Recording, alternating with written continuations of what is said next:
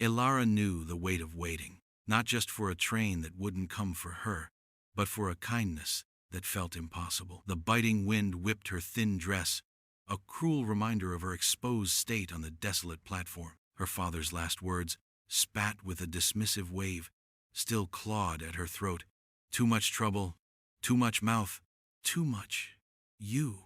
They had echoed the sentiments of countless others, particularly since her mother died, and the house grew quieter, emptier, save for his growing resentment.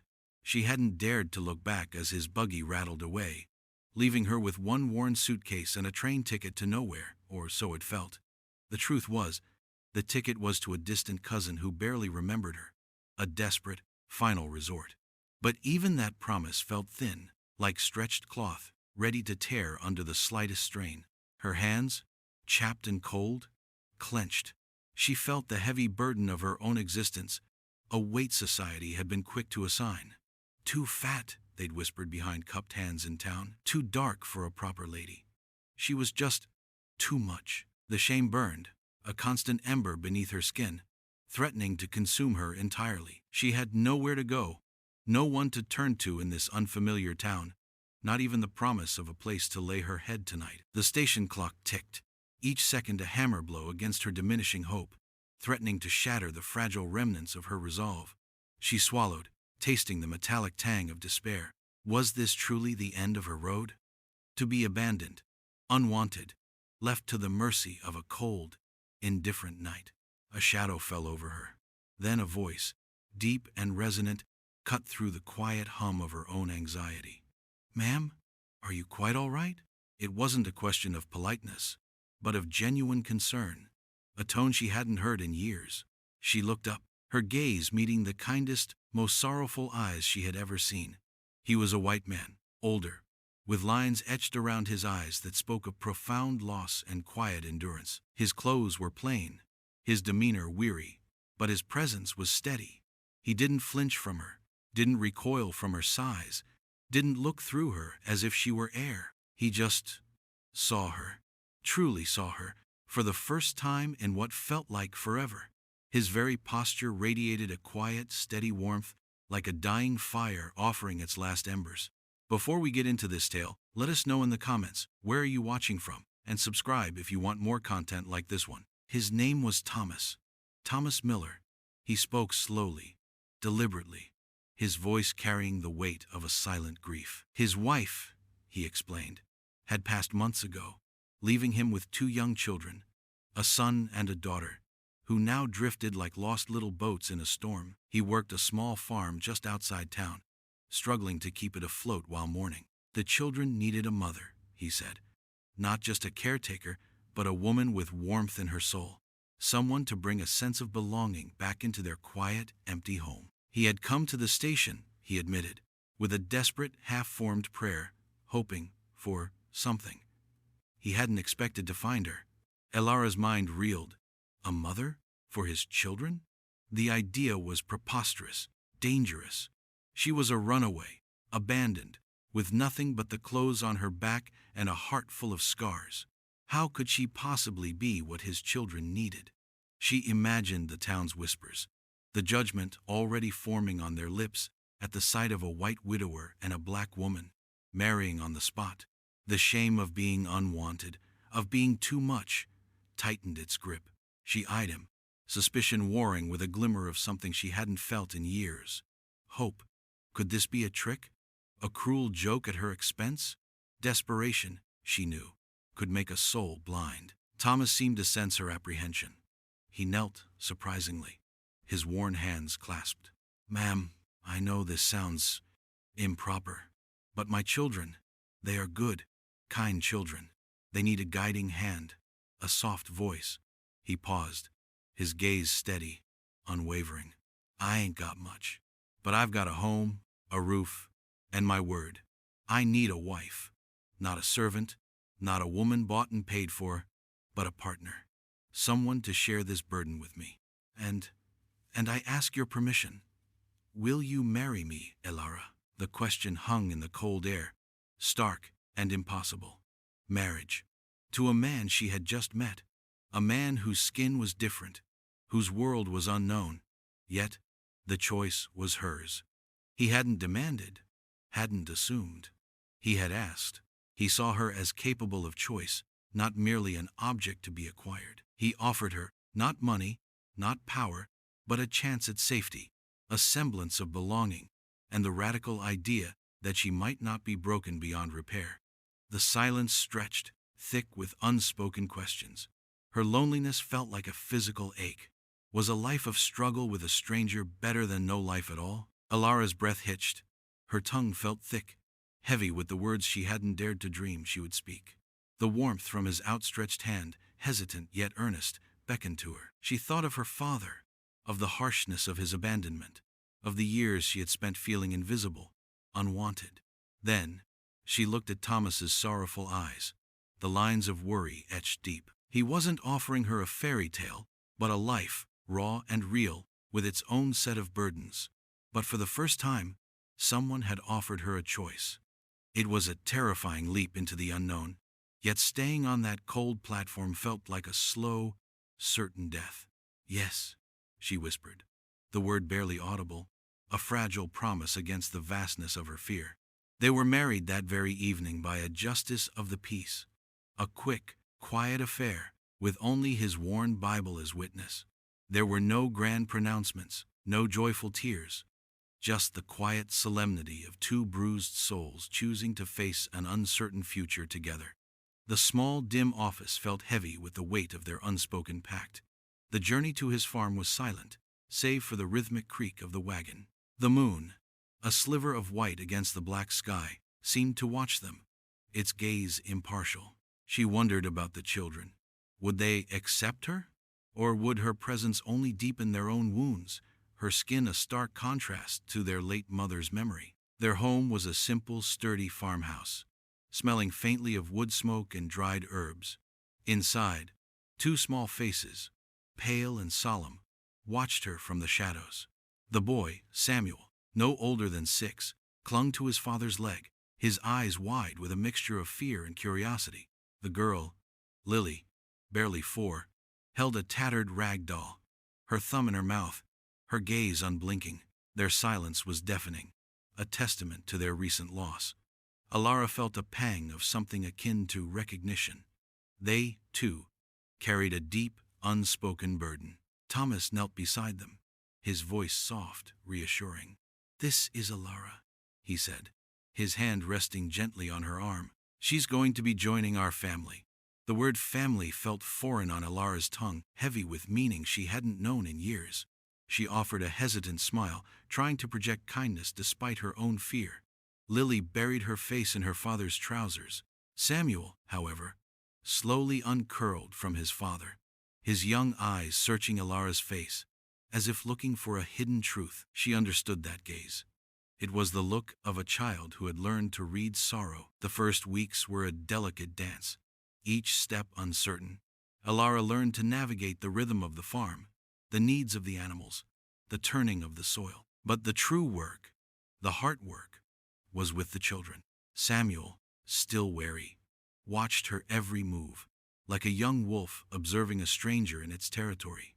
Lily remained silent, a tiny shadow, often found nestled beside her father. Alara knew her presence was a stark reminder of their mother's absence, a ghost in every corner of their small home. She didn't push, didn't demand. Instead, she chose patience, offering quiet gestures of care, mending a torn shirt, baking a simple bread that filled the house with a comforting aroma, humming soft lullabies at bedtime. She saw their scars, not on their skin, but in their quiet eyes, their sudden flinches at loud noises, their deep-seated need for comfort. They were like seedlings, battered by a recent storm, needing gentle hands to coax them back to life. Alara remembered her own childhood, the hollow ache of being unwanted. She knew this feeling, intimately. This allowed her to bridge the silence, to find common ground in shared sorrow. One evening, after a long day of chores, she found Lily crying softly, clutching her worn doll. Without a word, Alara sat beside her, simply holding the small hand, offering a silent presence. Lily eventually leaned into her. A tentative, almost imperceptible shift. Thomas watched these quiet exchanges, his gratitude unspoken but palpable. He saw her kindness, the gentle persistence that worked its way into the children's guarded hearts. He never questioned her methods, never doubted her intentions. His trust felt like a balm, a quiet affirmation that she was not broken. It was a stark contrast to the world outside their small farm. News of Thomas Miller's new wife spread like wildfire through the town. Whispers followed them in the market.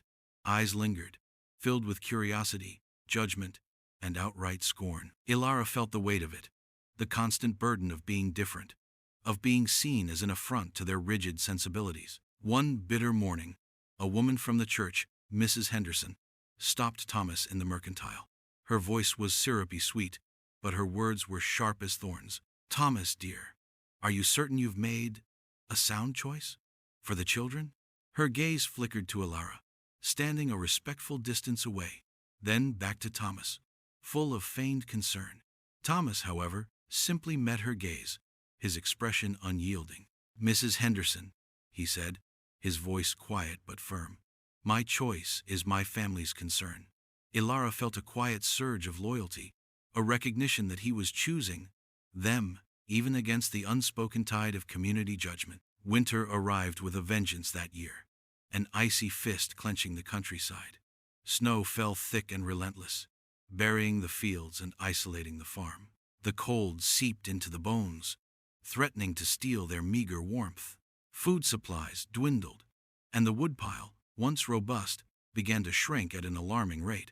The severity of the storm, Thomas explained, was worse than any he'd seen in years.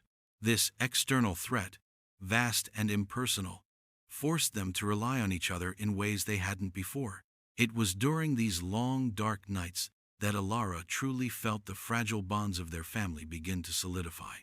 Thomas worked tirelessly, chopping wood, tending the animals, his face etched with worry.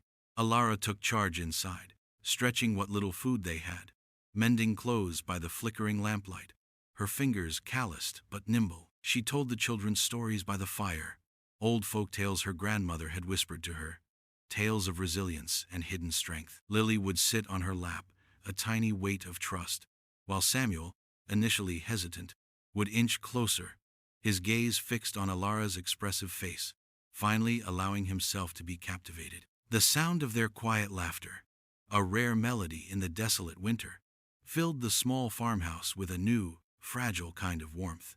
One night, the wind howled like a hungry wolf, rattling the window panes. Lily coughed, a dry, persistent sound that filled the silent house with dread.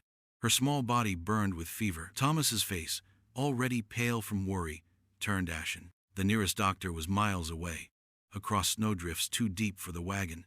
Fear, sharp and cold, pierced Ilara's heart. She had seen this before, felt this helplessness. A memory flickered. Her own younger sister, taken by a similar fever in a house where no one cared enough to call for help. The shame of that memory, the powerlessness, spurred her to action. She wasn't that helpless girl anymore. "We need to break her fever," Ilara said, her voice steady despite the tremor in her hands. She remembered her mother's old remedies, passed down through generations. She heated water, brewed strong teas from dried herbs she found in the pantry, and soaked cloths in cool water to press against Lily's brow. Thomas watched her, his trust absolute, offering quiet support. Through the long, terrifying night, they worked together, a desperate, silent pact against the storm and the sickness. As dawn broke, painting the snow outside with a pale, hopeful light, Lily's fever finally broke, her small breath evening out, a quiet victory, earned through shared fear and unwavering resolve. The fragile peace of their winter survival was shattered by the arrival of spring, and with it, the return of unwelcome visitors. The town's curiosity had festered into open hostility. One sun-drenched afternoon, as Thomas and Ilara worked in the fledgling garden, a horse and buggy pulled up their dirt lane. It was Sheriff Brody, a man whose smile never reached his eyes, accompanied by Mrs. Henderson and two other prominent townsfolk. Their faces were grim, their expressions laced with a righteous disdain that Ilara recognized all too well. This was more than just gossip. This was an inquisition. Sheriff Brody dismounted, his boots crunching on the gravel. "Miller," he said, his voice flat, "we've had concerns raised About the woman you've taken in." He gestured vaguely towards Alara, who stood beside Thomas, her hands instinctively clutching at the front of her apron. "There are rumors, you see, of her past, of her being a runaway, a vagrant perhaps. Some even say she absconded with funds from her previous situation. The accusation, false and venomous, hung in the air, a public shaming designed to strip her of any dignity." Alara felt the blood drain from her face. Desperation, mistaken for weakness, had made her vulnerable once before. Thomas stepped forward, placing a hand on Ilara's arm. A silent gesture of protection. His voice, usually soft, held an edge of steel. "Sheriff, Ilara is my wife, and she has committed no crime here." Mrs. Henderson scoffed. "No crime here, perhaps, but respectable folk have their doubts. And what about those children? It ain't right, Thomas, what you've done." Her words, dripping with moral judgment, were meant to poison the fragile belonging Alara had found. Ilara's mind raced back to the day her father had thrown her out, accusing her of petty theft, a lie to justify his cruelty. The familiar burn of false accusations, of being unwanted, flared within her. Sheriff Brody continued, circling, his gaze chillingly dismissive. "We've received word from your previous county, Ilara. They're looking for a woman matching your description. Accusations of impropriety, unpaid debts." He left the implications hanging, a sinister threat. Thomas tightened his grip on Alara's arm, his knuckles white. This was his test, the moment his quiet wins would be judged. Would he choose the easy path, the path of conformity, and abandon her? Or would he stand by the woman he had chosen, against the judgment of his entire community? His loyalty, quiet but firm, was his promise to her. The silence after the sheriff's words felt louder than any accusation. Alara's heart pounded against her ribs, a frantic bird trapped in a cage. This was it. The moment she would be cast out again, returned to the harsh reality of being truly alone. She braced herself for Thomas's withdrawal, for the quiet resignation in his eyes, the inevitable turn that would prove her fears right. But Thomas did not waver. He stood firm, his hand still a comforting weight on her arm, his gaze meeting Brody's with an unwavering resolve that surprised even Alara. "Sheriff," Thomas said, his voice low, steady, a quiet force against the storm of their judgment. "Alara is my wife. She is a good woman, a kind woman. She has brought healing to my children, and a sense of peace back to this home that I had thought lost forever. She belongs here, with us, and any accusations against her, past or present, will have to come through me." His words were not a defiant roar, but a quiet, unshakable declaration of loyalty. It was a choice, made not out of obligation, but out of deeply felt trust and burgeoning love. He wasn't just protecting her, he was claiming her, publicly, as his own. Mrs. Henderson gasped, her face a mask of outrage. Sheriff Brody's eyes narrowed, his jaw tightening. They had expected weakness, compliance. They had not expected such quiet strength. Defeated, for now, by Thomas's conviction, they turned and left, the crunch of their buggy wheels on the gravel sounding like retreat. As they drove away, the air felt lighter, clearer. Ilara looked at Thomas, tears pricking her eyes, not of sadness, but of a profound, overwhelming gratitude. For the first time in her life, she felt truly seen, truly chosen, truly valued for who she was, burdens and all. His loyalty, freely given, felt like a powerful affirmation. She was not a burden, she was a partner. She was not broken. She was capable of offering profound comfort and strength. The scars of her past, the shame of being unwanted, suddenly felt less raw, less defining. This quiet win was not a heroic triumph over external forces, but a victory forged in the crucible of a man's unwavering belief in her. A belief that allowed her to finally believe in herself. The world might still judge, might still whisper, but within the walls of this small farmhouse, within the circle of Thomas's quiet strength and his children's growing affection, she found her safety, her belonging. She knew, then, that she had made the right choice. The seasons turned, and with them, the rhythm of their lives deepened. The fields Thomas planted with care, nourished by Ilara's diligent tending, yielded bountiful harvests. The farm, once a place of quiet grief, now hummed with a different kind of life, a quiet joy that spread like wildflowers across the meadows. Ilara found her place not just as a wife and mother, but as a vital part of the land itself. Her hands, once chapped from cold and worry, now moved with purpose, coaxing life from the soil, kneading dough, mending fences. The strength she discovered in her own resilience surprised her. The children flourished under her care. Lily, once a silent shadow, now chattered freely, her laughter like bells in the farmhouse. She would often follow Ilara, a small, curious apprentice, learning to knead bread or gather eggs. Samuel, who had once eyed Ilara with such suspicion, now sought her out for comfort and stories. One afternoon, he came to her, his brow furrowed, a chipped wooden soldier clutched in his hand. "Mama," he said, the word coming naturally now, a sweet balm to Ilara's soul. "He's broken."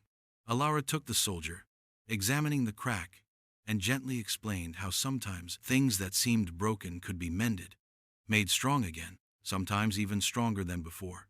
She felt like she was speaking to a younger version of herself, offering the truth she had needed to hear. Their days settled into a comfortable routine of shared labor and quiet moments. Evenings were spent by the fire, Thomas reading from his worn Bible, Ilara mending or knitting, and the children nestled close. The town's initial judgment still lingered, a distant hum, but it no longer held the power to define them.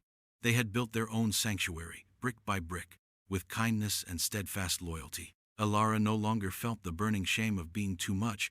Instead, she felt the quiet dignity of being exactly enough, of being wanted by the very people who truly mattered. Thomas and Ilara's connection deepened, forged not just in shared adversity, but in shared laughter and the quiet understanding that grew between two souls who had found an unexpected haven in each other. Their conversations were often simple, practical, but beneath the words lay a profound current of respect and affection.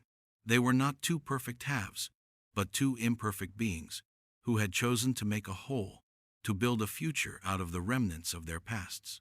This was not a story of grand romance, but of enduring love, built on the solid ground of choice and trust, a testament to the power of finding true belonging when the world had offered only abandonment. Their hard-won peace, however, was not without its shadows. The economy, already fragile, began to falter, casting a long, lean specter over the small farming community. Prices for their crops plummeted, and the cost of necessary supplies soared.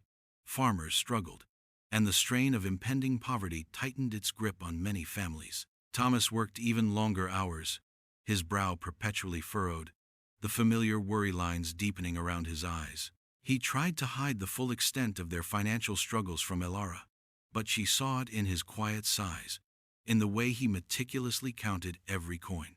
And, with the economic hardship, the old prejudices, never truly gone, resurfaced with renewed virulence.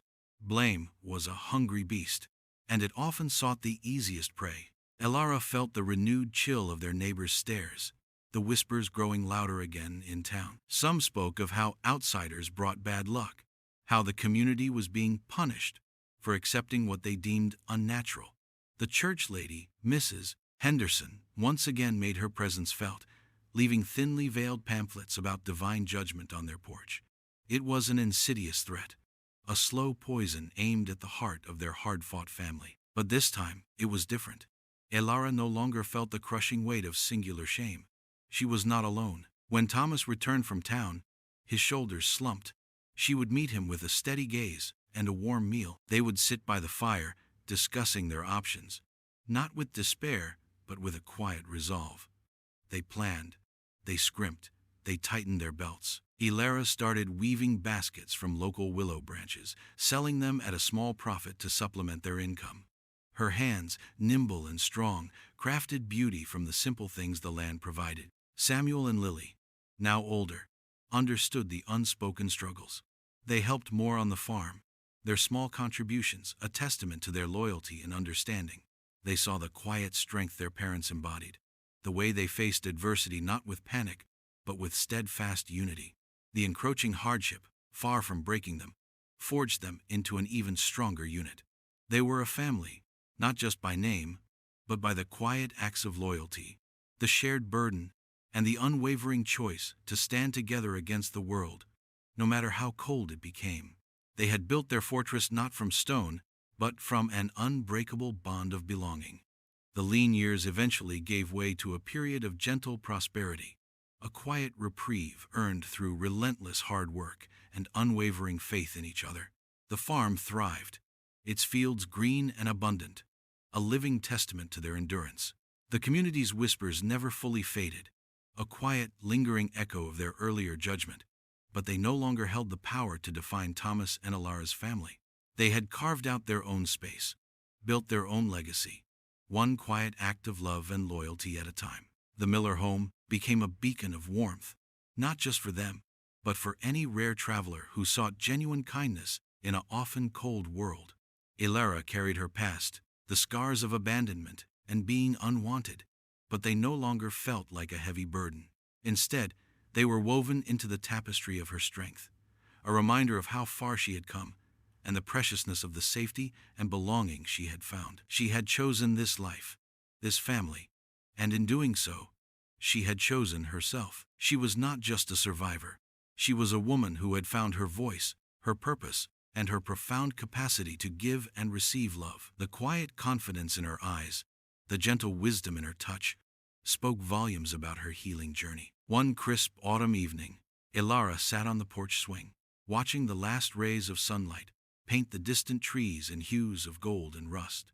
Thomas sat beside her, his hand finding hers, a familiar comfort. Samuel, now a tall, earnest young man, was teaching Lily, a vibrant, laughing girl, how to stack firewood, their voices drifting softly on the cooling air. This was their peace. Not a triumphant, loud victory, but a quiet, enduring calm. It was a life built on small acts of profound trust, on the understanding that love was a choice made every single day, not a fleeting emotion. They were a family forged in desperation, tempered by adversity, and bound by an unbreakable thread of loyalty. Alara had arrived at that desolate train station, a woman burdened by shame and feeling utterly broken. But Thomas had seen something else in her, a quiet strength, a capacity for kindness that simply needed a safe place to bloom. He had offered her a choice, a chance to define herself not by her past, but by her future. And in choosing him, in choosing his children, in choosing to stay, she had affirmed that she was not broken. She was whole, she was loved, and she belonged.